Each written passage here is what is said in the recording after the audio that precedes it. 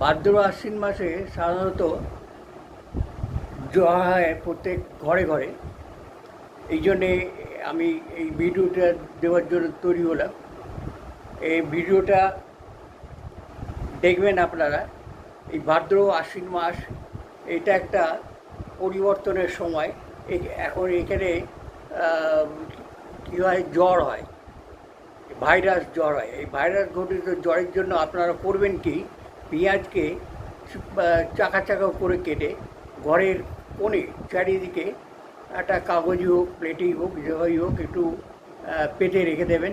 তাতে ভাইরাসগুলো নষ্ট হবে আপনাদের। এটা অনেক সময় দেখা যায় যে মহামারী আকার ধারণ করে, পাশের লোকের থেকে বা প্রতিবেশীর থেকে এটা ছড়িয়ে পড়ে। এই ভাইরাস রোগকে আটকাতে ওই পেঁয়াজকে কেটে কেটে চারিদিকে একটু রেখে দেবেন, তাহলে আপনি নিরাপদ থাকবেন। এই হচ্ছে ব্যাপার।